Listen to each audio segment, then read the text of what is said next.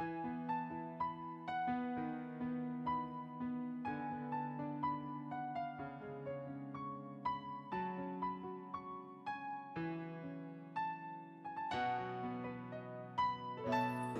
te adorar, foi que eu nasci. Quero viver para te servir. Usa minha vida como instrumento de louvor pra te honrar e demonstrar o meu amor por ti.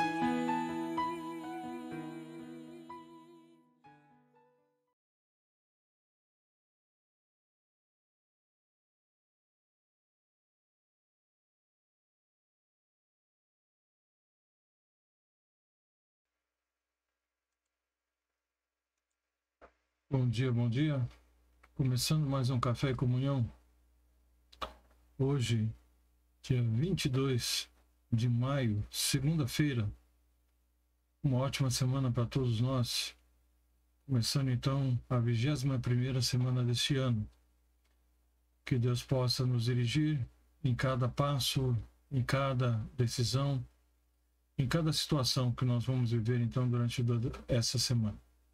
Possa nos dirigir também na reflexão, né, dos salmos que nós temos então para essa semana, como tem feito, e que realmente você e eu possamos aproveitar o máximo desse conhecimento tão vasto e tão maravilhoso, e que o Espírito de Deus amplie a nossa visão, a nossa ideia, né, o nosso conhecimento a respeito da sua vontade e da sua palavra para cada um de nós, tá bom?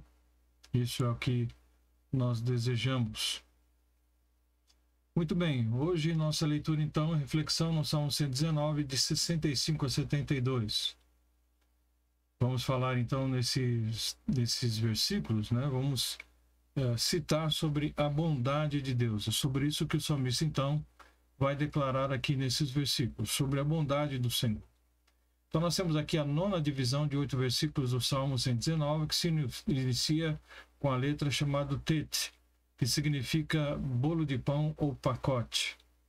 Vimos então, e vamos repetindo, né, acumulativamente para podermos gravar aí. Aleph, versículos de 1 a 8, significando boi.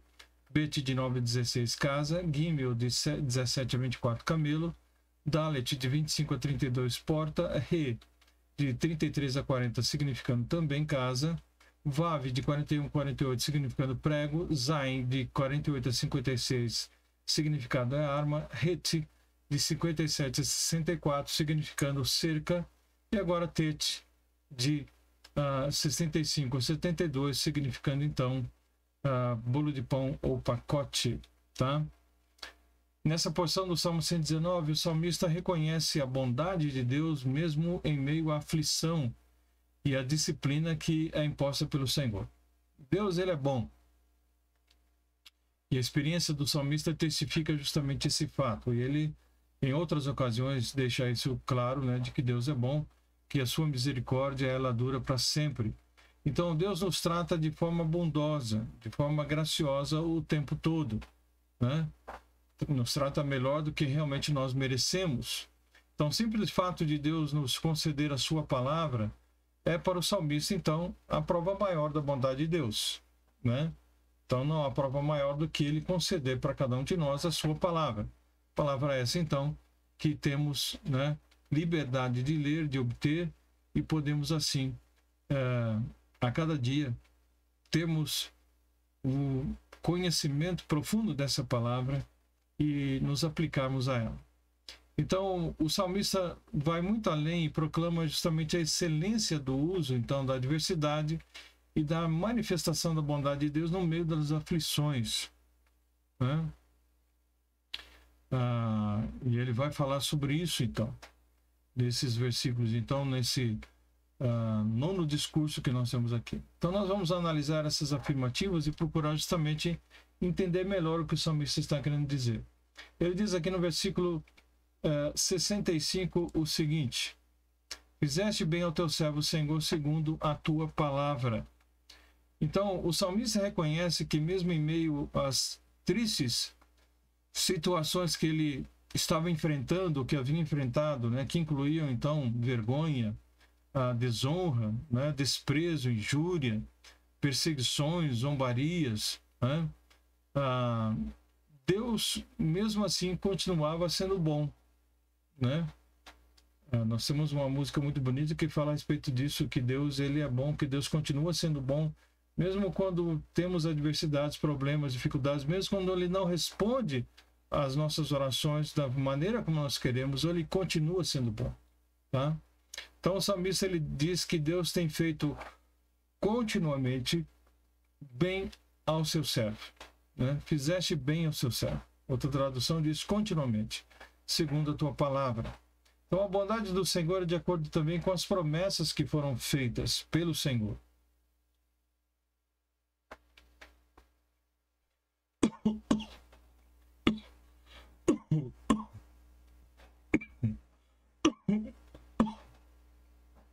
Desculpem. Engasguei aqui. Então, no versículo 41, ele diz que Deus tem prometido, né, suas misericórdias e a sua salvação. Nós já vimos isso. Deus tem prometido, no versículo 48, a sua graça. Já vimos isso também. E no versículo 170, mais à frente, ele mostrará que Deus tem prometido ouvir também as orações do salmista, tá? Então, nós vemos isso aqui no texto. No versículo 66, ele diz: ensina-me bom juízo e conhecimento, pois criei nos teus mandamentos, tá? Então, o salmista pede a capacidade de discernir com clareza entre o certo e o errado, né? O Salmo 105, por exemplo, que nós bem conhecemos, diz o quê? Lâmpada para os meus pés é a tua palavra e luz para os meus caminhos. Então, essa lâmpada, essa luz, vai dirigir os nossos passos, com certeza, nos mostrando o certo e o errado. E o salmista sabia muito bem de tudo isso. Antes de ser afligido, andava errado, mas agora tenho guardado a tua palavra, né? Tu és bom e fazes bem, ensina-me os teus estatutos. Os soberbos forjaram mentiras contra mim, mas eu, com todo o meu coração, guardarei os teus preceitos. Engrossa-se-lhes o coração como gordura, mas eu me recreio na tua lei. Foi-me bom ter sido afligido para que aprendesse os teus estatutos. Então, a adversidade, ao contrário do que nós costumamos pensar, ela é benéfica. E o versículo 71 nos esboça isso de uma forma muito clara. Ela nos mostra justamente a necessidade que nós temos de dependermos de Deus, né, constantemente, em vez de confiarmos em nós mesmos, tá? O próprio apóstolo Paulo, ele dá uma lição, né, um testemunho a respeito disso, quando ele fala sobre o espinho que ele tinha na sua carne e que isso lhe foi imposto para que ele não ficasse soberbo, né? Para que ele não ficasse orgulhoso das suas realizações. E Deus disse para ele, quando ele pede para que Deus tirasse esse espinho na carne, ele diz o seguinte: a minha graça te basta, porque o poder se aperfeiçoa na fraqueza.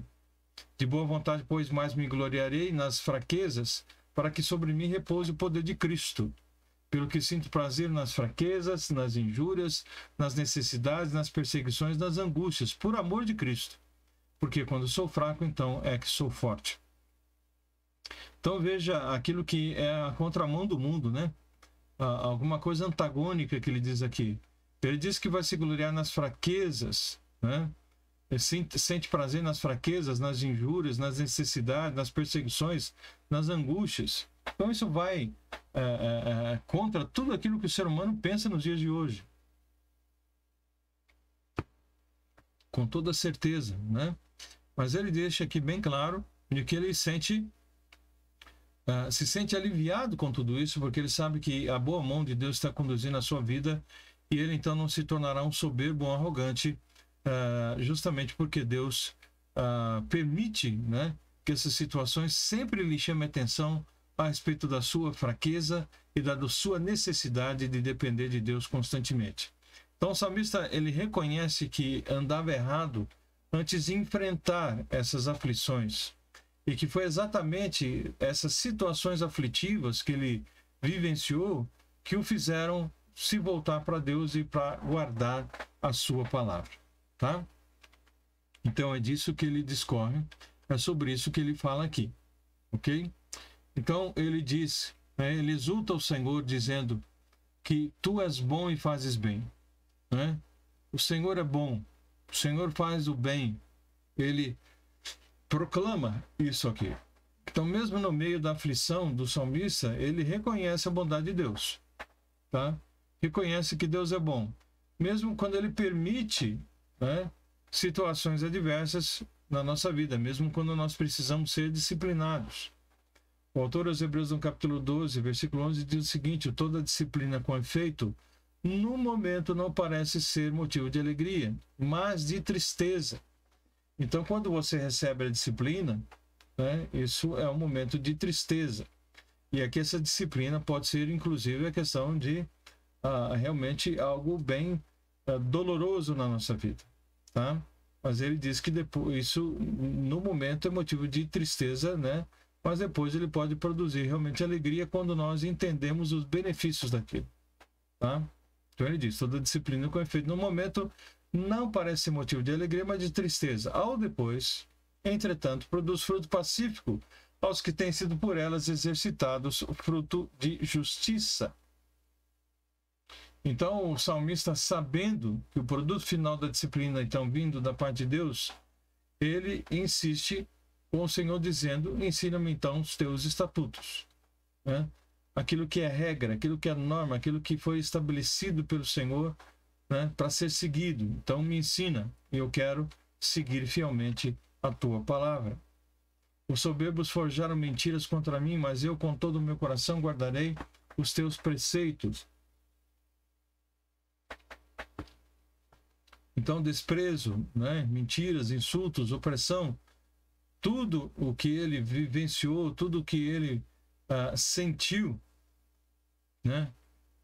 Ele diz, é o que a gente deve esperar de pessoas sem Deus. Nós não podemos esperar menos do que isso dessas pessoas.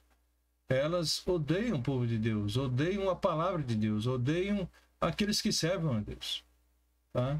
Isso está ficando cada vez mais notório, né, no nosso dia a dia, no tempo em que nós estamos vivendo, os dias de hoje. Essa ira contra aqueles que servem a Deus e amam a palavra de Deus, né?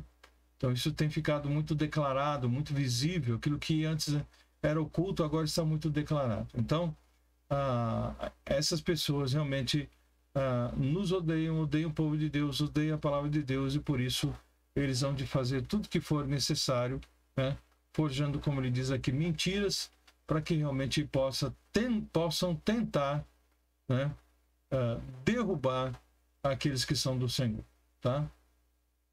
Mas o salmista diz aqui, nos dá o conselho: contudo, o meu coração, né, com todo o meu coração guardarei os seus preceitos, tá? Então tudo aquilo que é estabelecido como norma, como regra pela palavra de Deus, ele diz, eu vou guardar tudo isso e vivenciá-los, tá? Engrossa-lhes o coração, engrossa-se-lhes o coração como gordura, mas eu me recreio na tua lei, né?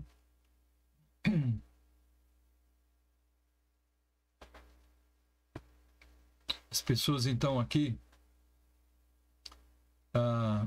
que são chamados então de soberbos e orgulhosos são descritos como alguém que tem um coração cheio de sebo, né? Gordura aqui, cheio de sebo.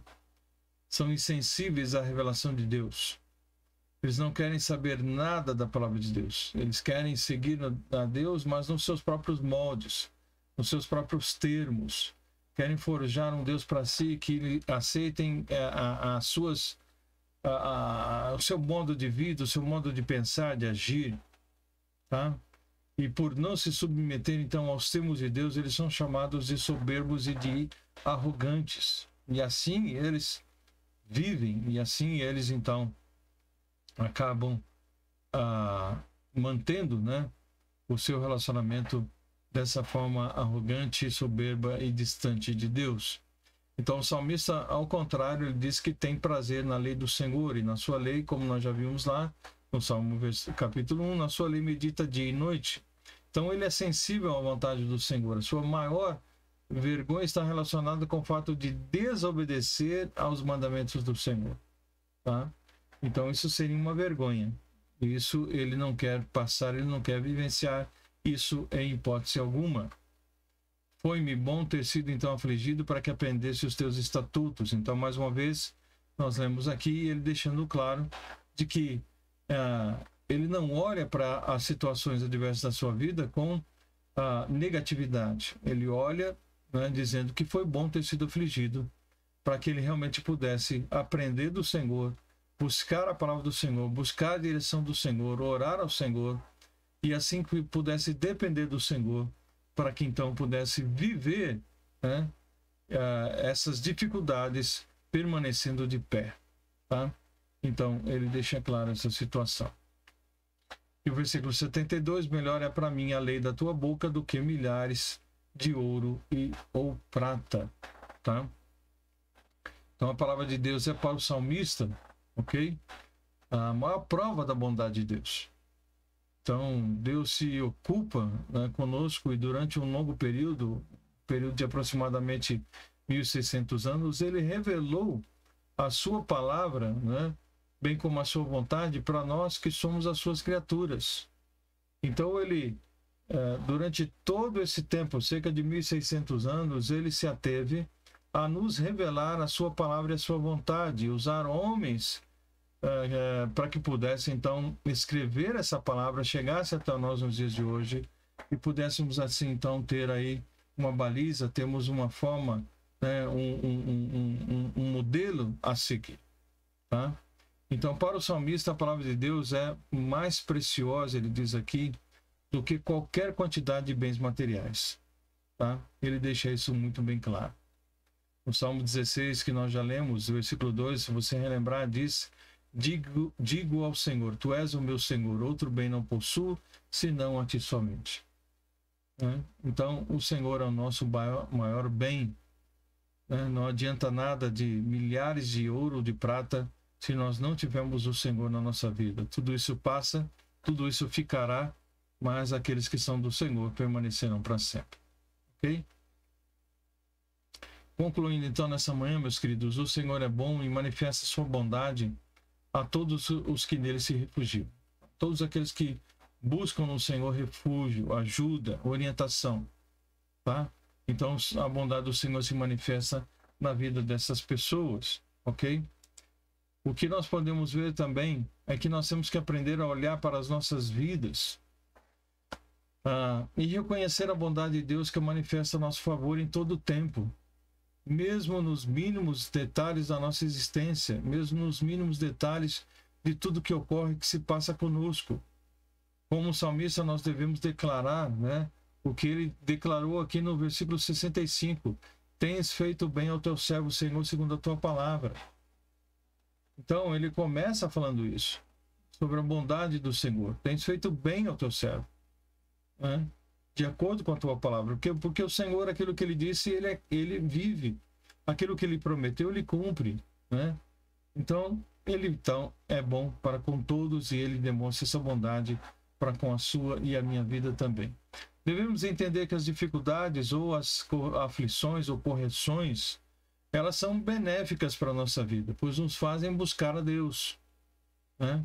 Quando tudo parece que está bem, a gente tem a tendência de nos esquecermos de Deus, nos afastarmos. Mas quando das aflições, das dificuldades, então nós nos prostramos diante dele, buscando solução, buscando a saída, buscando fortalecimento. E então, mais do que nunca, nós então nos envolvemos com Deus e com com esse relacionamento íntimo e pessoal.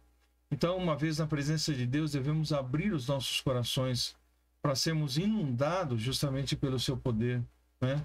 De tal maneira que nós possamos então entender qual é a boa, perfeita e agradável vontade de Deus.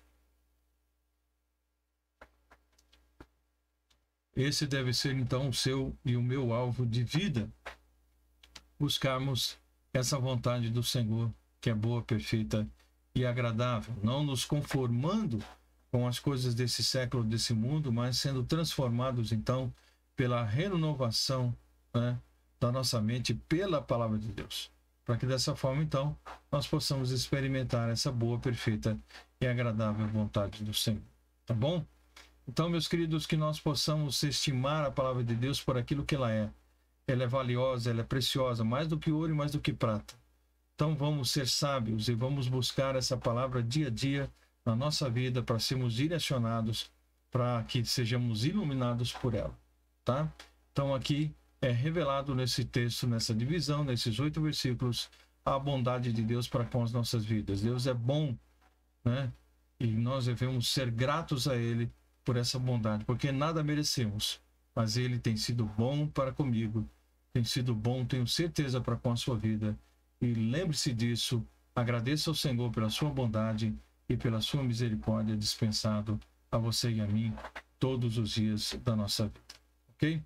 Muito obrigado, então, pela sua presença. Que Deus abençoe você e sua família, os que são seus queridos, e que você possa compartilhar com eles, né, dessa palavra. E mesmo depois que encerrarmos aqui, faça isso. Não se esqueça de divulgar, de anunciar, de compartilhar essa palavra, então, com outras pessoas, tá bom? Dê também o seu like, o seu joinha, que é muito importante para alavancar, então, esse canal.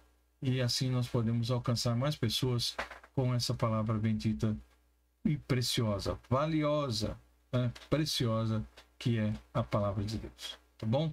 E amanhã, então, se Deus permitir, amanhã estaremos juntos aqui com mais um segmento a partir do versículo 73, né?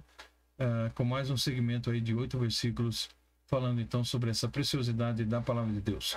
Salmo 119 todinho, seus 172 versículos, são direcionados então a essa verdade que é a preciosidade, a perfeição que é a palavra de Deus, ok?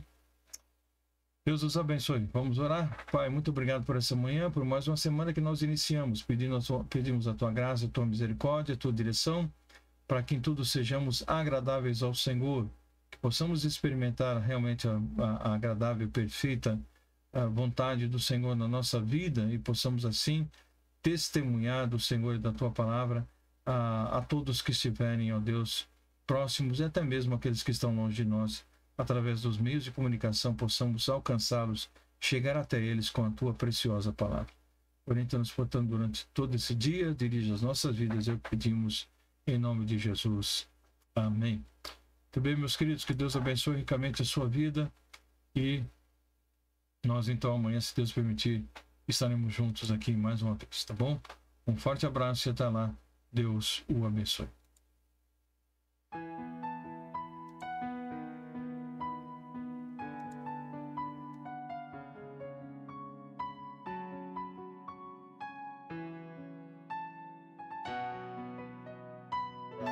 Pra te adorar, foi que